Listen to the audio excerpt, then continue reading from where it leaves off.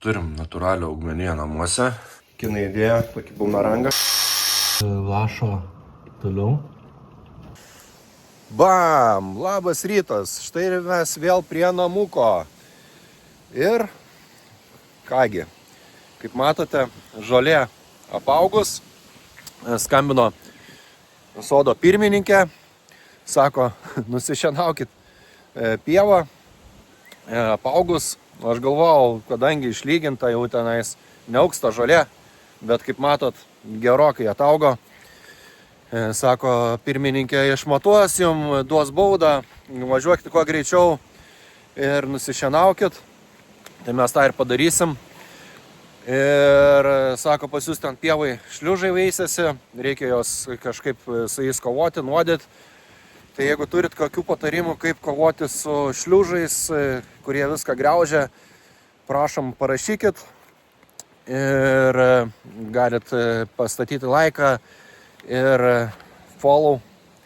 Taip pat atvažiavom prie namuko ir dabartinis planas iš tikrųjų nusišienauti pievą pirmoje eilėje.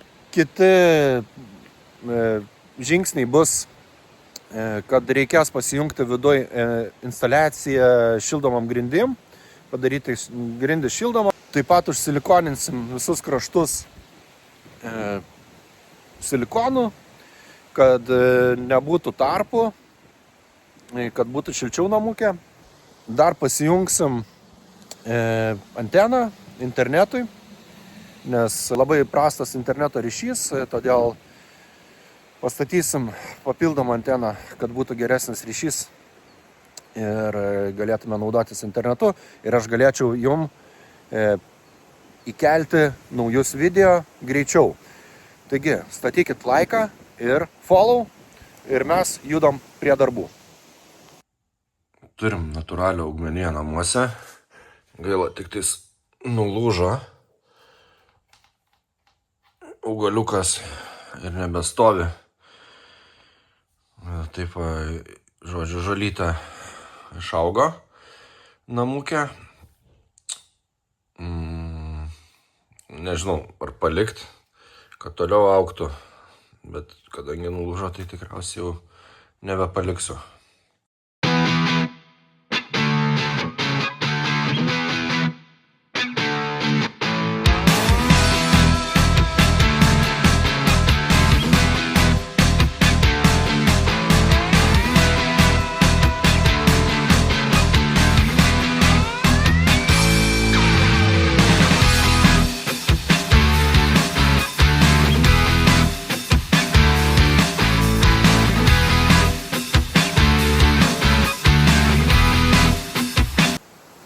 Nu, kaip matot, žolės netrūksta.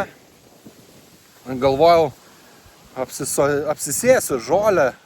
Čia reikės papildomai dar sodinti. Bet panašu, kad nereikės nieko sodinti. Jokios žolės. Dar prisiminiau, kad aš čia kabeliuką buvau pajungęs kažkur tai ir šienauju. Galvoju, kad neužkliūti už kabelio. Tai reikia atsekti dabar, kur tas kabelis, kažkur padėti atokiau ir galbūt kokią nors padaryti liniją iki namuko oro nuo šitos skydinės. Tai va, judam toliau prie darbų. Praeitą kartą pajungiau kabeliuką, va, jis eina tiesiai va, į žolynus.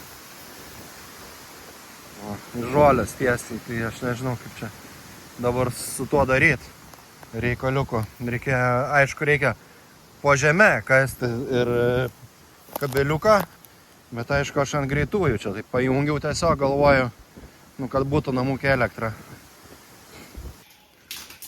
Taigi besikraustant po daiktus, pas spinteles radau tokį daiktą. Čia prie virtuvinio buvo pridėtas, net neįsivaizduoju, kam jis reikalingas. Kinai įdėjo tokį bumerangą. Žodžiu, dar yra visokių tokių dalykų, net neįsivaizduoju nuo ko jie, ir tokių, kurie čia sukasi, kam jie ir skirti iš viso neįsivaizduoju. Meduršį visada prireiks. Atvertam spintelę virtuvės komplektą.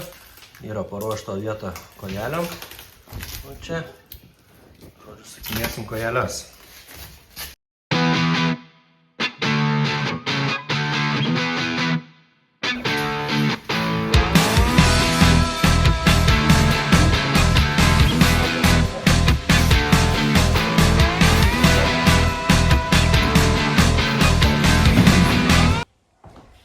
Virtuvinės komplektas paruoštas naudojimai.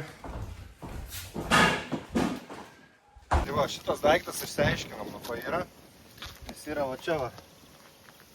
Skiriam už kažkai, bet jisai man sulūžo, žinai. Aš bandžiau čia įkalti ir... Ai, nieko gal. Ne, laikosi. Laikytis tai laikosi, bet negražiai, žinai. Bet va, tai čia nėra kojelio. Reikia, žodžiu, plaktuko biškį tokio minkšto atsinešiu, tai... Va, ten minutę sustabdyk. O gerai. Nu va, tai va, plaktukų tokio paėmė ir pakalė ir viskas, va. Užsidėjo gražiai.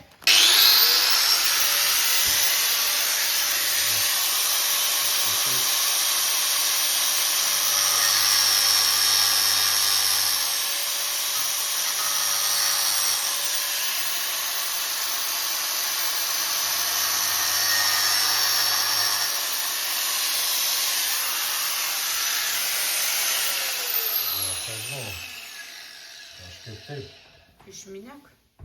Aš minėk, čia galvai. Išsimusis tik lengvai. Krapštyk. Ne iki galo. Pjauta. Sieną laužo. Nu, bet kas vadys po to? Kažkaip. Taip, įsistatyti turės. Ką darai, papasakok. Montuoju laidą. Ką tik? Laidą. Iššūdaus. Nežinau, Bet kažką nori apie kinišką instaliaciją dar žiūrovam papasakok. pasakot, kad... Nu, o čia užtenka pasižiūrėti, putplastė. Kas čia? Užtrumpins, kas čia bus? Big Boom. Big Boom nebus, bet gali pradėti liepsnuoti. Daugiau, tai čia ką pajungsim? Kas čia per atsuktuvas? Nu, tai Perkšlė. tu atsuktuvas. Kur mano atsuktuvas? Tu man pasakyk, kur mano atsuktuvas, aš to pasakysiu. Kas čia? Pasižiūrėkite šitą vyrą, kurį užpisa alutį gert ir dešros pavalgyt. Reikia dirbti darbus, o ne dešras valgyti. Papasakok, kodėl tu taip krapštais ilgai? Tu prasme, aš ilgai krapštaus. Taip. Labai. Nebespankstam. Atvažiuosim, 10 antenų sumontuosim. Aha, sumontuosim anteną. Žinau, Taip. tos antenas Tik sumontuosim. pusės dvi sprendžiau. Rozetė sako, pajung man čia šaldytuvas pasijungs. Nu, tu tipo nekaltas prašymas. Aha. Nu, užtvirtinam dabar į savo skylę įlindo. Bet jis neišlys čia, jis ten taip šudami laikosi, aš nežinau, čia kažkokio metalo. Nu, rasim Prispausti. tai metalo. Nu, va, šaunuolis. Beveik baigiam. Galima elektrą įjungti. Dabar, vat, kaip tik šiuo momentu galime įti. Nieko, škavo pastačiau jau viskas krautis. Brietaisa. Nes tu padėjai krautis ir išjungi elektrą. Tu džiaugiesi, ne? Atsitiko. Ne, aš nesidžiaugiu, nes aš noriu giesmę giedot. O čia kažkaip... Tai aš nežinau, ar čia laikysis. Tai čia gal priklijuot reikia. Aš nežinau, su kuo kiniečiai ten klijuoja tas rozetės. Tadam! Pakomentuokit. Sveikatai. Viskas, nu, laikas. Nežinau, ar čia laikysis, aišku. Čia gal trauks ir išsitrauks viskas. Aš švelniai, ašgi moteris. Nežinau. Nu, atsisveikinam. Žodžiu, situacija tokia, į namuką. Sunkėsi vanduo. Ir aš manau, kad per šitos tarpus aš čia vakar bandžiau biškelį per patį lietų hermetiko užtaisyti, bet mažai padėjo. Tai dabar pabandysiu panaudoti šitokią juostą. Žodžiu, kol kas laikinai užklijuoti, o po to jau kai bus mažiau lietaus ir sausesnis oras, bandysiu hermetizuoti normaliai. Problema tame, kad šitos duris, kai montavom, biškelį prasukom vieną varžtą ir dabar neprisispaudžia normaliai. Ir, žodžiu, pro šitą vietą skverbėsi vanduo. Tai ką bandom klijuoti. Dar iš principo man šitą vietą nepatinka. Bet šitą toks tarpas yra irgi ties sujungimu. Ir jeigu stiprus šoninis vėjas ir lietus, tai aš manau, kad čia irgi gali eiti vanduo ir taip nubėgti į namo vidų. Kol kas taip viską užklijavau. Atrodo, to tarpuko nesimato. Nesimato audra, didelis lietus šiandien. Tai pažiūrėsim, ar dar vis kažkas tai praleidinės. Ir viską, žinoma, įamžinsiu, jeigu bus kažkokių tai pasekmių. Dar turiu tokį įtarimą, kad va čia tokie tarpukai nelabai gal matosi, bet iš principo eina sujungimo vietos. Ir va čia toks plintusiukas ar kas jis toks, aš nežinau, kuris laiko tas visas medžiagas. Ir žodžiu, pro šitą vietą, manau, irgi gali prasisunkti realiai vanduo ir patekti vidų. Ir reikėtų va tos visus kraštus padengti.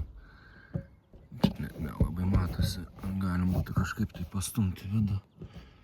Nelabai pasistumė, bet iš principo, ko gero, irgi patenka ir tada sunkėsi po truputuką, po lašiuką, bet tai yra tikrai nemalonu, kai į vidų patenka vanduo. Ir va čia visur va tokie va eina tas plintusos. Ir va čia va į vidų, aš manau, gali įbėgti, jeigu stiprus šoninis vėjas ir lietus, tai tikrai pakliūna. Ir va čia viską reikės hermetizuoti. Taigi, kadangi viską iš vidaus hermetizavau ir uždėjau plintusą, tai gal nelabai ir matosi, bet va, žodžiu, yra tokie va prasisunkimai, balutės. Ir jų nėra daug, bet vietomis. Ir va, didžiausia problema, tai aš vakar buvau užhermetizavęs. Aišku, čia jau nuvaliau šiek tiek, bet vat tam krašte, o čia va, ten net lašėjo pastoviai, toks lašai bėgo vandens ir dar vat matosi, kad tikrai ta bala tokia pakankamai didelė. Čia su baltu tuo susimaišė hermetiku, nes nespėjo išdžiūti ir tiesiog jisai vanduo jį, kaip sakant, ištirpdė. Tai va matosi balas. Ir kažkaip reikės kovoti su šituo dalyku. Aišku, būtų buvę gerai iš karto, tikriausiai surinkimo momentu nepadaryti klaidų. Viską gerai tas gumas pasitempt, kurios būtent yra skirtos šitam, kad neprabėgtų vanduo. Ir plus viską atsargiai hermetizuoti. Ir va, kadangi vakar praėjau, tai va čia va tokia įdomesnė vieta, irgi sujungimas. Ir atrodo, tas vanduo net iš apačios kažkur tai sunkėsi. Nors iš tikrųjų aš manau, kad tiesiog jisai bėga, kaip rodžiau, per tą plyšę į vidų ir tada kaupėsi kažkur tai ten tuo metalu ir pro kažkokią skylutę išbėga. Skylutė, gal čia kažkokia yra, nežinau. Ar tiesiog o tie vyrai, jie ten pro tos vyrus kažkur praleidžia. Keletas panašu prasidėjo žadėtas. Ir bandysim žiūrėti, pradės lašėt ar nebepradės. Ar bus viskas kaip ir normaliai.